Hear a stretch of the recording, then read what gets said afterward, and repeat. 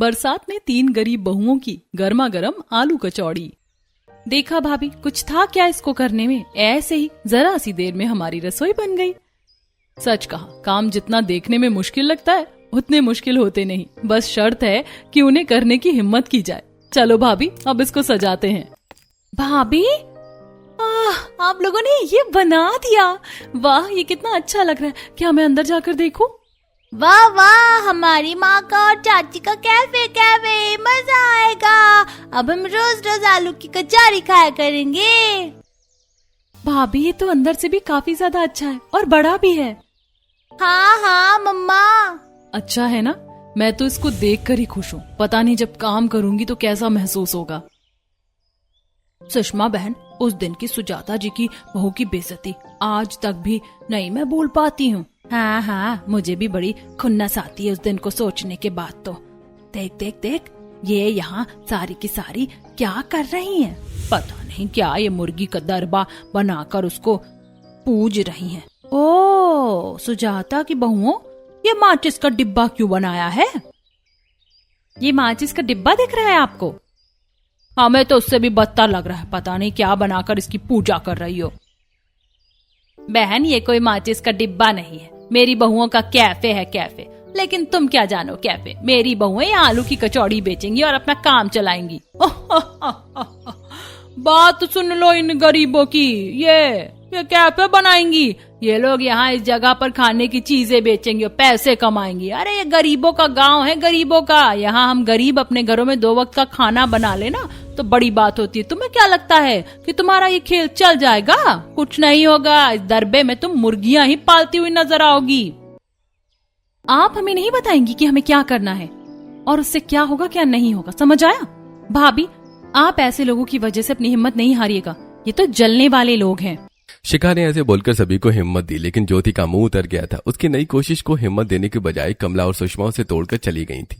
लेकिन शिखा ने सभी को समझाया। अब देखना यह था कि क्या उनका कैफे चल निकलता या फिर नहीं, और उन्हें यह आइडिया आया कहां से था। जानने के लिए चलिए कहानी में पीछे चलते हैं।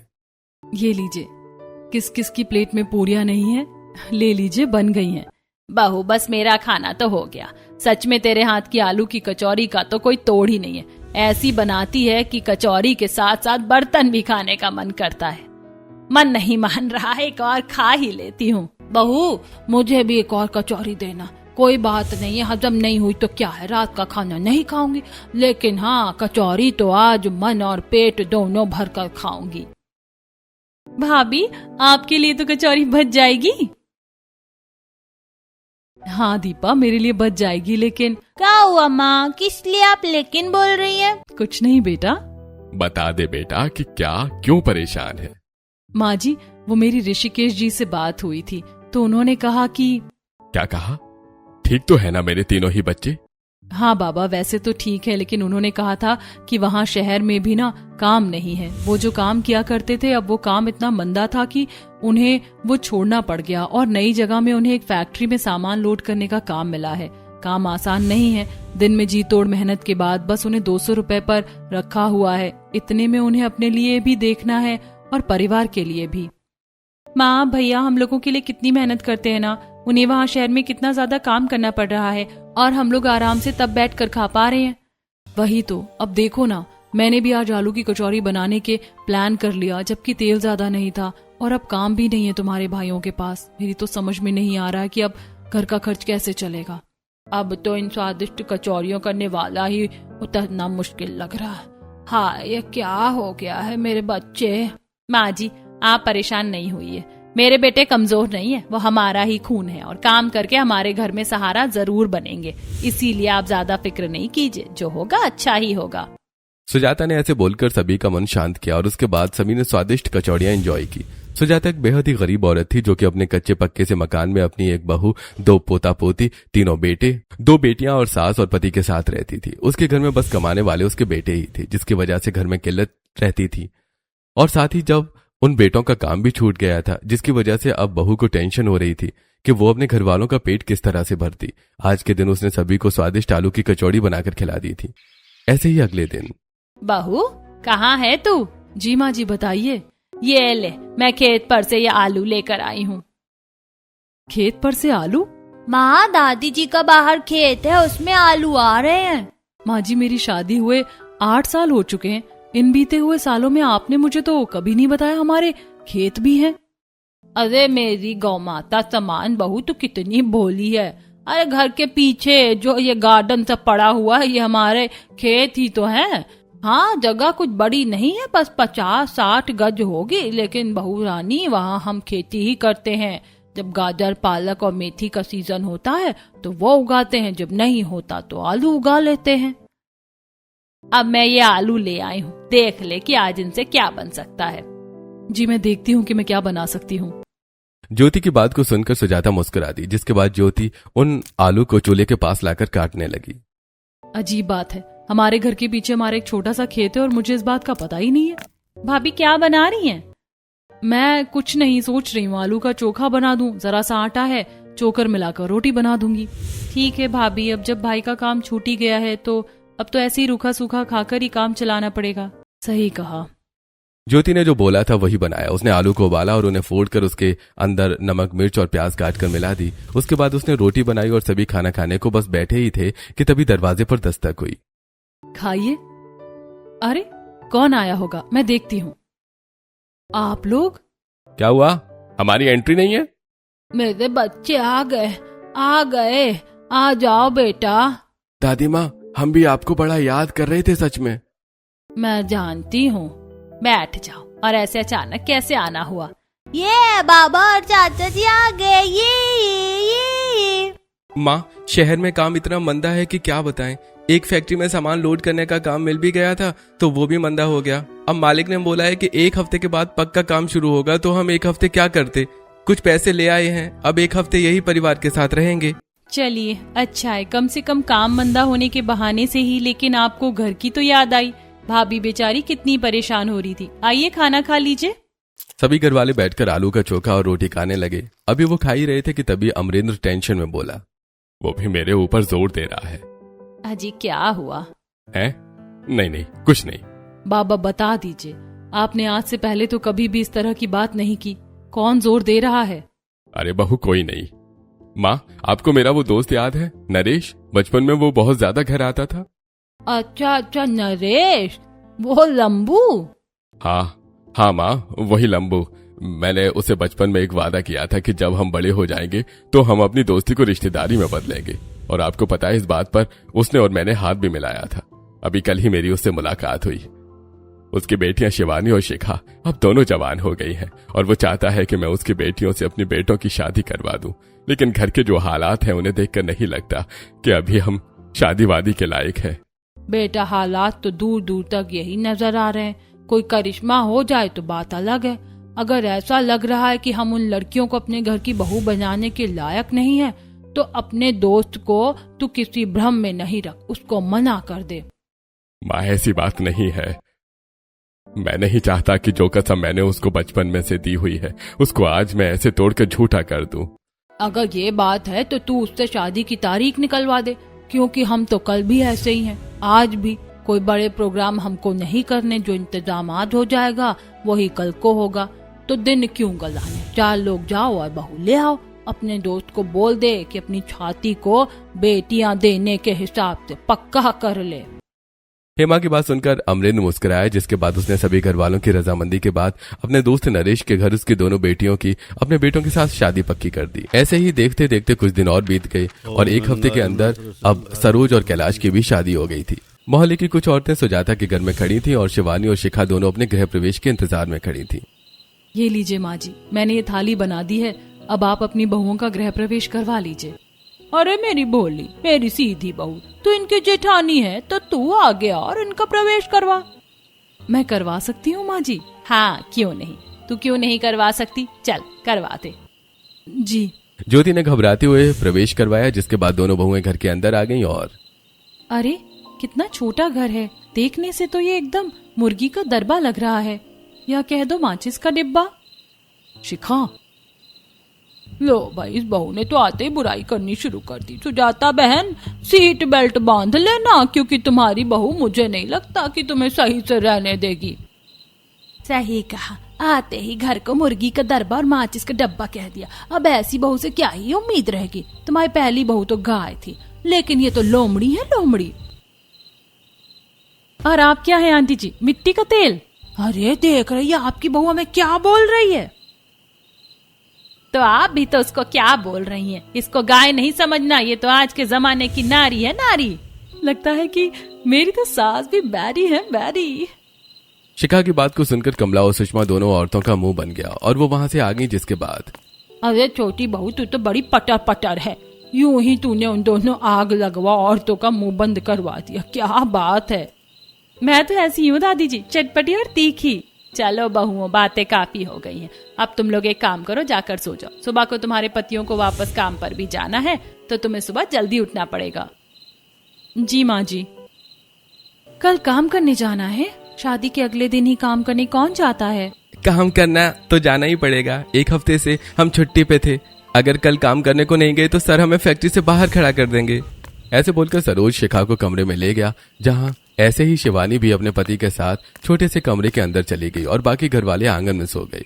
ऐसी सुबह हुई और बहुओं को सुजाता ने 5 बजे ही जगा दिया। देखो, मैं जानती हूँ कि तुम लोगों को इस वक्त जगाना ठीक नहीं था। बहुओं, तुम रात की थकी हुई थी, लेकिन आज सुबह 8 बजे तक तुम्हारे पति काम करने शहर को निकल जाएंगे, तो उनके जाने से पहले ही बहुओं अगर तुम्हारी पहली रसोई हो जाती तो अच्छा रहता।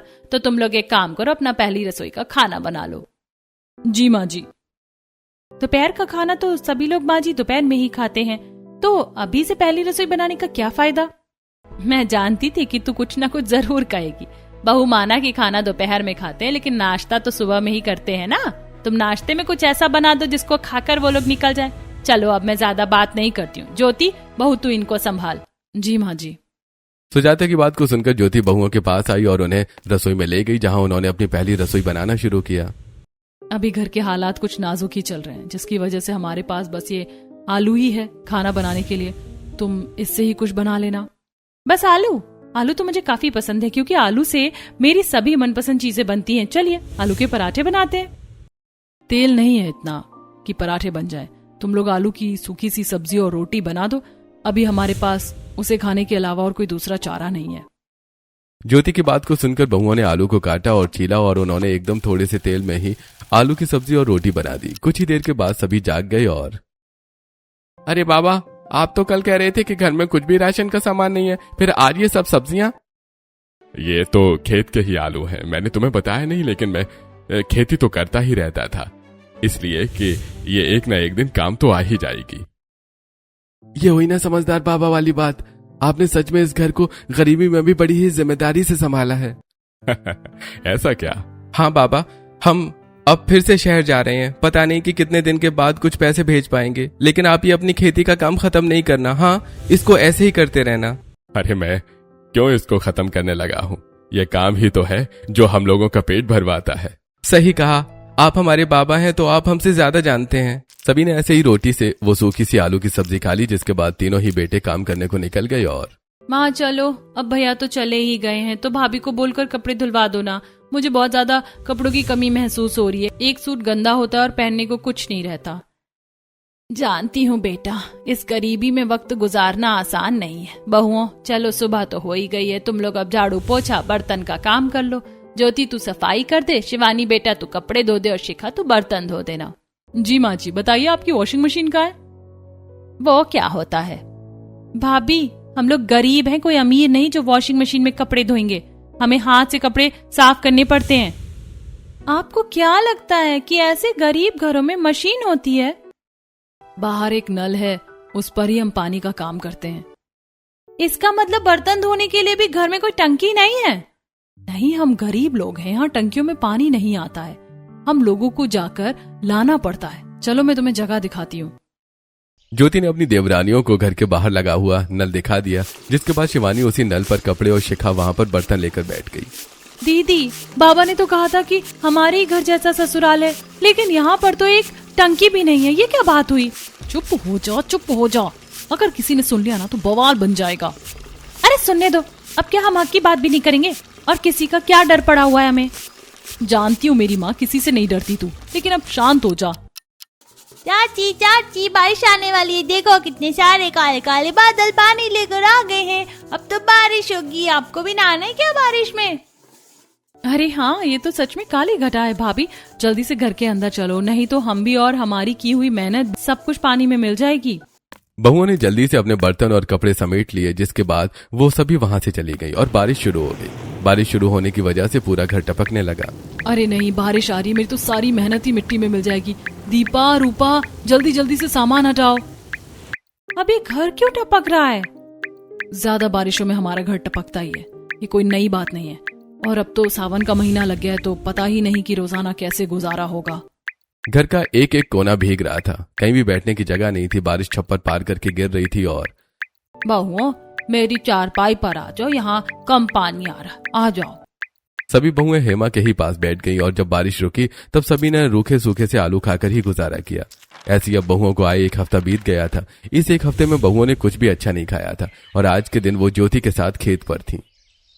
भगवान का शुक्र है कि कम से कम जमीन तो आलू खूबी उगल रही है।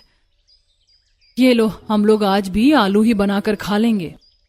मुझे नहीं खाने आलू। आलू भाभी, हमारे घर में आलू के सिवा कुछ नहीं है क्या खाने को? तुम्हारा क्या खाने का मन है बताओ। मैं अपने मायके में चाउमीन, मंचूरियन, बर्गर क्या क्या खाया करती थी, और अब तो सादे से खाने की थाली के लिए भी तरसना पड़ रहा है। अभी हमारे पतियों को काम के पैसे नहीं मिल रहे हैं, जैसे ही मिल जाएंगे हम भी कुछ अच्छा ही खाएंगे। मुझे नहीं लगता कि अब मुझे कुछ भी अच्छा खाने के लिए मिलेगा।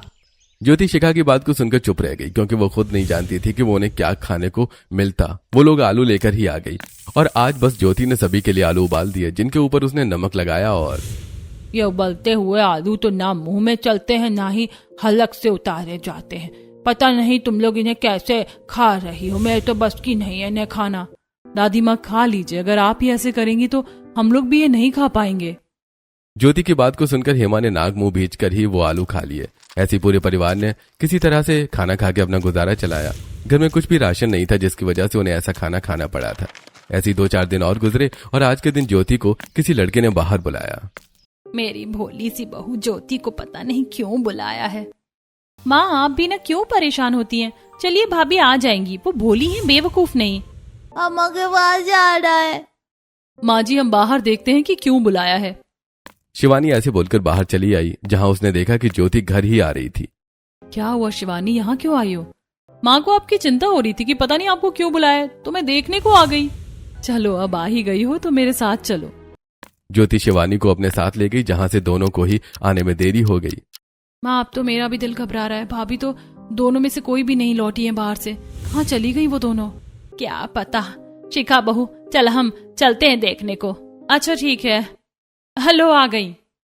ज्योति और शिवानी दोनों ही लौट आई और उन दोनों के ही हाथों में घर का राशन का सामान था। इतनी देर कहाँ लग गई और ये सब क्या है? राशन है दादी माँ, आपके पोतों ने शहर से कुछ पैसे भेजे थे, तो बस हमने आपको बताया नहीं और आपको सरप्राइज करने को बाहर से ही बाहर सामान ले आए। चलिए अब बताइए कि आप सभी को क्या खाना है। आपके हाथों की आलू की कचौड़ी माँ। हाँ बहू, तू आलू की कचौड़ी इतनी अच्छी बनाती है कि अच्छी चीजों में बस वही खाने को मन करता है। तू ना आज भी आलू की कचौड़ी ही बना लेना। सभी को आलू की कचौड़ी ही खानी है? आलू की कचौड़ी, ये किस तरह का अच्छा खाना है? भाभी, हमारी भाभी के हाथों की आलू की कचौड़ी को ऐसे ही नहीं समझना। आपको नहीं पता कि भाभी कितनी अच्छी आलू की कचौड़ी बनाती है। आज खा के देखो तब बताना। सभी ने आलू की कचौड़ी बनाने पर ही जोर दिया, जिसके बाद ज्योति के साथ दोनों बहुएं भी आलू की कचौड़ी बनाने को ही लग गईं। उन्होंने आलू को काटा, फिर उसका भरता बनाकर उन्होंने उसको आटे के अंदर फिल करना शुरू किया और उससे आलू की कचौड़ियां बनाई। तुम दोनों ने मेरी काफी मदद करी है, अब तुम लोग भी खाना खा लो, मैं बना लूंगी। ज्योति ने दोनों बहुओं को भी खाना खाने को बिठवा दिया। सभी स्वाद लेकर कचौड़ी खा रहे थे। ऐसे में जब बहुओं ने उसे खाया, कितनी स्वादिष्ट कचौड़ी है, मैंने तो कभी भी ऐसी कचौड़ी नहीं खाई। कितनी क्रिस्पी और करारी है, वाह वाह वाह, मजा आ गया। अच्छी लग रही है ना? ये लो, दही के साथ खाओ, अब और ज्यादा मजा आएगा। ज्योति के बोलने पर बहुओं ने उसको दही के रायते से खाया, तो उन्हें उसका और भी स्वाद अच्छा आया। ऐसे ही सभी ने खाना खा लिया और खाना खाने के बाद शिखा, माँ देखो, चाची एक ही चीज को घूरे जा रही है। शिखा, शिखा, क्या देख रही हो? हाँ भाभी, मेरे दिमाग में ना एक बढ़िया आइडिया आ रहा है। भाभी आप इतनी अच्छी कचौड़ियाँ बनाती हैं, तो आपको तो इसका फायदा उठाना चाहिए। चलिए चलिए, हम लोग मिलकर एक कैफे खोलते हैं। ये क्या होता है बहू? दादी, कैफे उस जगह को कहते हैं जहाँ खाने का सामान मिलता है, लेकिन आमतौर पर सभी तरह के कैफे बस फास्ट फूड ही प्रोवाइड करते हैं। चलिए हम लोग एक देसी कैफे खोलते हैं जहाँ हमारा हीरो फूड होगा आलू की कचौरी। सुनने में तो अच्छा लग रहा है। हमेशा से ही अपने घर वालों के लिए कुछ करना चाहा है। अगर आज मौका मिल जाए तो मैं तो बहुत खुश हूँ। हाँ लेकिन भाभी, कैफे बातों से नहीं खुलता। मेरी सहेली भी जा चुकी है कैफे में। वहाँ कुर्सियाँ, टेबल और अच्छी जगह को जुगाड़ भी करना पड़ता है। वो सब कैसे होगा? सब हो जाएगा। अगर दिल में उम्मीद हो ना कुछ करने के लिए तो सब हो जाता है। हम अपने खेत में कैफे बनाएंगे और जरूरी नहीं कि हम सीमेंट की पक्की दीवारें ही खड़ी करें। हम लोग कच्ची लकड़ी की दीवारें भी खड़ी कर सकते हैं। बस आप इरादा कीजिए। शिखा की बात से सभी को एक उम्मीद सी मिली, जिसके बाद खाने के बाद बहू अपने खेत में आई और ये है हमारा खेत। अब बताओ शिखा कि क्या हो सकता है? ये खेत बहुत अच्छी जगह रहेगी। हम लोगों को सबूत दिखा पाएंगे कि हम अपने खेत के आलू से ही कचौरी बनाते हैं। और ये जो खेत की बराबर की खाली जमीन है, इस जमीन पर हम भाभी अपने ग्राहकों को खाना खिलाएंगे और यहाँ खड़ा होगा हमारा कैफे का किचन। शिखा ने ऐसे ही अपना प्लान सभी को बता दिया, जिसके बाद तीनों बहुओं ने अपना कैफे बनाना शुरू किया। पास ही में जंगल था जहाँ से वो लकड़ियां लाई और उन्होंने उन्हें जोड़ जोड़ कर एक छोटी सी रसोई खड़ी कर दी। देखा भाभी, कुछ था क्या इसको करने में? ऐसे ही जरा सी ही देर में हमारी रसोई बन गई। सच कहा, काम जितने देखने में मुश्किल लगते हैं उतने मुश्किल होते नहीं। बस शर्त है कि उन्हें करने की हिम्मत की जाए। चलो भाभी, अब इसको सजाते हैं। भाभी, आहा, आप लोगों ने बना दिया ये। वाह, ये तो कितना अच्छा लग रहा है। क्या मैं अंदर जाकर देखूं? वाह वाह, हमारी माँ का और चाची का कैफे, मजा आएगा। अब हम रोज रोज आलू की कचौरी खाया करेंगे। भाभी, ये तो अंदर से भी काफी ज्यादा अच्छा और बड़ा भी है। हाँ हाँ मम्मा। अच्छा है ना? मैं तो इसको देखकर ही खुश हूँ। पता नहीं जब काम करूंगी तो कैसा महसूस होगा। सुषमा बहन, उस दिन की सुजाता जी की बहू की बेइज्जती आज तक भी नहीं मैं भूल पाती हूँ। हाँ, मुझे भी बड़ी खुन्नस आती है उस दिन को सोचने के बाद। तो देख, ये यहाँ सारी की सारी क्या कर रही हैं? पता नहीं क्या ये मुर्गी का दरबा बनाकर उसको पूज रही हैं। ओहो, सुजाता की बहुओं, ये माचिस का डिब्बा क्यों बनाया है? ये माचिस का डिब्बा दिख रहा है आपको? हमें तो उससे भी बदतर लग रहा है। पता नहीं क्या बनाकर इसकी पूजा कर रही हो। बहन, ये कोई माचिस का डिब्बा नहीं है, मेरी बहुओं का कैफे है, कैफे। लेकिन तुम क्या जानो कैफे? मेरी बहुएं यहाँ आलू की कचौरी बेचेंगी और अपना काम चलाएंगे। बात सुन लो इन गरीबों की। ये कैफे बनाएंगी। ये लोग यहाँ इस जगह पर खाने की चीजें बेचेंगी और पैसे कमाएंगी। अरे ये गरीबों का गांव है, गरीबों का। यहाँ हम गरीब अपने घरों में 2 वक्त का खाना बना लेना तो बड़ी बात होती है। तुम्हें क्या लगता है कि तुम्हारा ये खेल चल जाएगा? कुछ नहीं होगा। इस दरबे में तुम मुर्गियां ही पालती हुई नजर आओगी। आप हमें नहीं बताएंगी कि हमें क्या करना है और उससे क्या होगा और क्या नहीं होगा, समझ आया? भाभी, आप ऐसे लोगों की वजह से अपनी हिम्मत नहीं हारिएगा। ये तो जलने वाले लोग हैं। शिखा ने ऐसे बोलकर सभी को हिम्मत दी, लेकिन ज्योति का मुंह उतर गया था। उसकी नई कोशिश को हिम्मत देने के बजाय कमला और सुषमा उसे तोड़कर चली गई थी। लेकिन शिखा ने सभी को समझाया और हिम्मत दी, जिसके बाद बहुओं ने कैफे खोलने पर अपना दिल पक्का किया। उन्होंने लोगों के बैठने के लिए बाहर काफी सारे पत्थर लगाए। पत्थर कुछ छोटे थे, कुछ बड़े। छोटे पत्थर लोगों के बैठने के लिए थे और बड़े उन्होंने टेबल की जगह पर रखे थे। ऐसे ही अगला दिन निकला और आज के दिन बहुओं ने अपना कैफे शुरू किया था। नई सुबह, नई शुरुआत और सभी के दिलों में नई उम्मीद थी। भगवान का नाम लेकर इसको शुरू तो कर लिया है, बस भगवान जी कामयाबी भी देना। भाभी, जरूर मिलेगी कामयाबी, आप चिंता नहीं कीजिए। हमने शुरुआत तो कर ही दी है ना। शिखा ऐसे बोलकर चली गई। कुछ देर के बाद एक कपल वहां आया और आपका बहुत बहुत स्वागत है। आप क्या लेंगे? बताओ रिद्धिमा, क्या लेना है? वो तो नहीं है। अरे तो मोमो खा लो। हमें मोमो के साथ कोल्ड कॉफी चाहिए। जी, वो भी नहीं है। तो आपके पास है ही क्या? ओ भाई साहब, ये देसी कैफे है। यहाँ ये विदेशी चीजें नहीं मिलेंगी। यहाँ का खास खाना है आलू की कचौरी। खाकर देखिए। क्या बकवास है, चलो यहाँ से रिद्धिमा। नहीं राकेश, मुझे ट्राई करना है। देसी खाना खाने में क्या बुराई है? जी हाँ, बिल्कुल देसी खाना तो सबसे अच्छा खाना होता है, क्योंकि ये हमारे देश का खाना है। मैं लाती हूँ, बस 1 मिनट। रिद्धिमा और राकेश के लिए ज्योति आलू की कचौड़ी बनाकर ले आई। साथ ही उसने दही का रायता, हरी चटनी और प्याज का सलाद भी बनाया था। सब कुछ देखने के बाद ही ग्राहकों का दिल खुश हो गया। और आपके यहाँ का देसी खाना तो बेस्ट है। सच में खाने के बाद मेरा तो दिल ही खुश हो गया। दीदी आपको पता है हमारी माँ ना बहुत ही अच्छा खाना बनाती है, लेकिन आज हमारे देसी कैफे का पहला दिन है।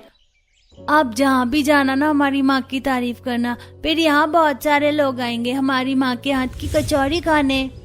ठीक है, मैं समझ गई। कितने प्यारे बच्चे हैं। रिद्धिमा और राकेश खुश होकर वहां से लौटे थे। ऐसे ही अब बहुओं को कैफे खोले हुए 1 हफ्ता हो गया था और अभी भी वहां ग्राहक आने शुरू नहीं हुए थे। कोई ही भूले भटके आ जाया करता था। ऐसी सिलसिला जारी था और आज के दिन भी कुछ लोग कैफे में बैठे हुए थे कि तभी बारिश शुरू हो गई। अरे रे बारिश आने लगी, हम यहाँ खा लें? लो जी, यहाँ से भी धाराएं निकल रही हैं। अभी बारिश रुक जाएगी, आप तब भीगा हुआ खाना खाएंगे क्या? हद हो गई। चल यार हेमंत, हमें यहाँ आना ही नहीं चाहिए था। बहुओं के 2 ग्राहक गुस्सा होकर चले गए थे, जिनका उन्हें बहुत ही ज्यादा दुख था, लेकिन बारिश की वजह से वो कुछ भी नहीं कर सकती थी। ये लोग तो चले गए, लेकिन आगे से हमें किसी को नाराज होकर नहीं जाने देना है। हमें बारिश का कुछ ना कुछ तो बचाव करना ही पड़ेगा। भाभी आप यहाँ ना पन्नी लगाइए, क्योंकि हम गरीब लोग अब छत तो बनाने से रहे, पन्नी पारदर्शी होती है, उससे लोगों को यहाँ आना और भी अच्छा लगेगा। रूपा का आइडिया बहुओं को पसंद आ गया, जिसके बाद वो मार्केट से पन्नी लाई और उन्होंने अपने कैफे की छत पर पन्नी लगाने के साथ साथ जहां लोग बैठते हैं वहां भी लकड़ी की मदद से पन्नी लगाई और साइड से पानी ना आए इसके लिए उन्होंने उन्हें पारदर्शी पन्नी के पर्दे भी डाले।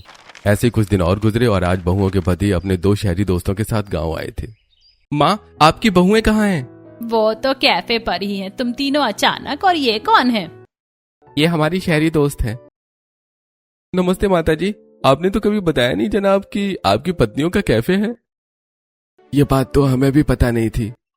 तीनों पति कंफ्यूज होते हुए गए और कैफे को देखकर हैरान हो गए। वो सुंदर लग रहा था और बहुओं ने उन्हें पूरी बात भी बताई, जिसके बाद नितिन और सात्विक ने कचौड़ी ऑर्डर की और भाभी जी, किसी की बात पर नहीं जाना, ये खाना तो सुपर से भी अच्छा है। सच में खाने के बाद मजा आ गया। खाना और व्यू दोनों अच्छे हैं, माइंड ब्लोइंग। ये जगह तो फेमस होनी चाहिए। मैं अभी इसके बारे में पोस्ट करता हूँ। नितिन और सात्विक ने वहां की वीडियोस डाली, जिसके बाद खा पी के और टहलकर वो अपने शहर को वापस आ गए। बहुओं को अंदाजा भी नहीं था कि उनका खाना इतना खास हो जाता। शाम होते होते वहां ग्राहक आने लगे। हम आ गए आखिर उस वायरल जगह पर। वायरल जगह? हमारा कैफे वायरल है? और नहीं तो क्या, खेतों में खड़ी हुई ये जगह तो बड़ी ही वायरल है। हम आज ही वीडियो देखकर आए हैं। हमें यहाँ की खास आलू की कचौड़ी दीजिए, जो खास आपके खेत के आलू से बनती है। जी जरूर। ज्योति ने उन लोगों को खाना दिया, जिसके बाद और भी लोग आए और उसने सभी को खिलाया। बहू ने सभी को अच्छे से खातिरदारी की और अब उनका काम चल निकला था। अब वहां रोजाना खूब लोगों की भीड़ लगती थी।